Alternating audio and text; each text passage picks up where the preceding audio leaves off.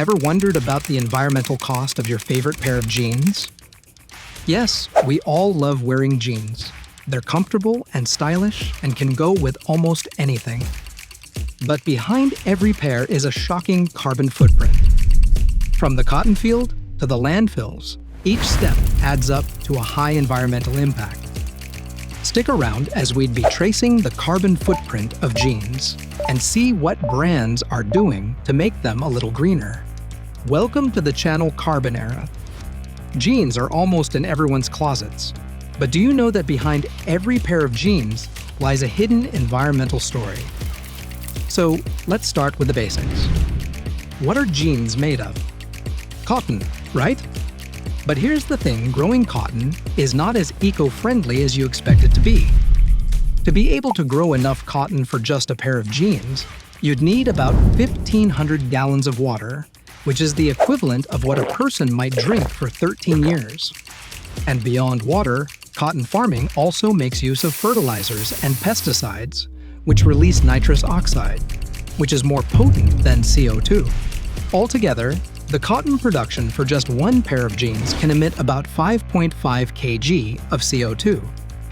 And with about 2 billion pairs of jeans being produced per year globally, that number is ever on the increase. Let's take a look at the manufacturing process. So now we have our cotton. But turning it into denim? This part of the process is super carbon intensive. First, the cotton goes through various processes such as spinning, dyeing, and weaving in order to create the denim we're all familiar with.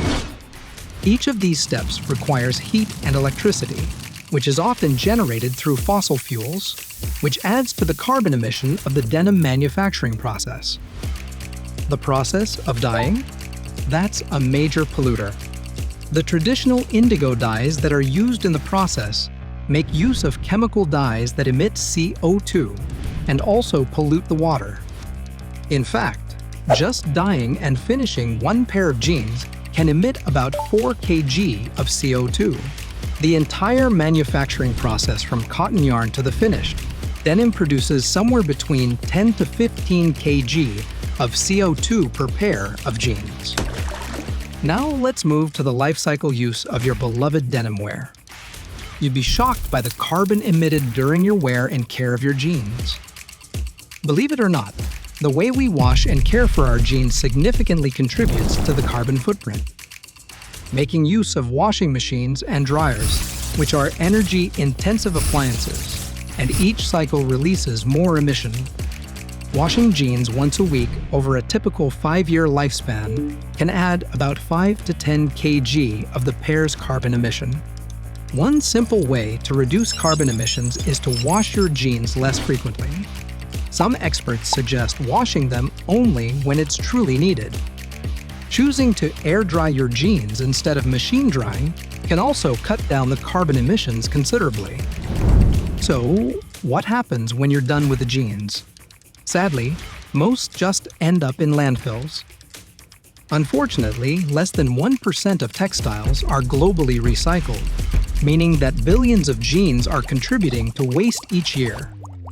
In a landfill, natural fibers such as cotton decompose and slowly release methane, which is a potent greenhouse gas. Recycling jeans is possible but tricky.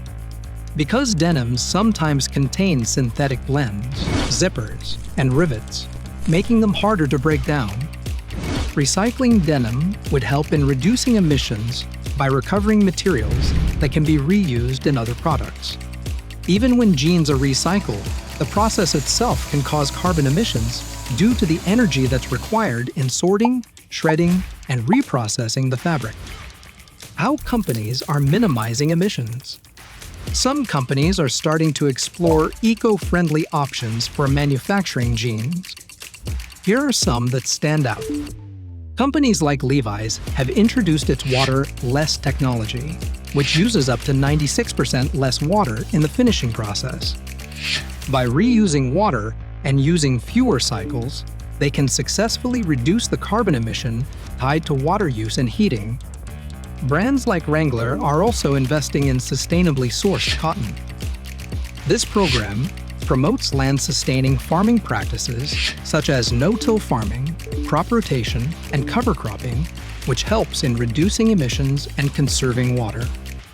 Similarly, Everlane makes use of organic cotton, which requires less pesticides and has a lesser carbon footprint than conventional cotton.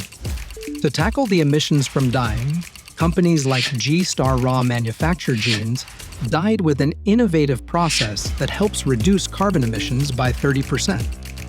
Another approach can be through dope dyeing, which adds to the fiber color itself and cuts down on energy and water use. Now, let's break down the CO2 emissions for various types of jeans. Skinny jeans, 18 kg CO2 per pair. Classic blue jeans, 16 kg CO2 per pair.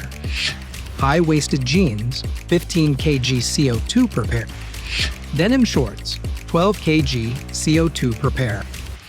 Organic cotton jeans, 10 kg CO2 per pair. Thanks for exploring the carbon footprint of jeans with us. Denim is an iconic part of fashion, but it comes with a cost to our environment. By making more mindful choices such as washing less, choosing sustainable brands, and recycling, we can all take part in reducing the carbon footprint of our jeans. Let us know in the comments. Have you thought about the carbon footprint of your clothes before? Don't forget to like and subscribe for more insights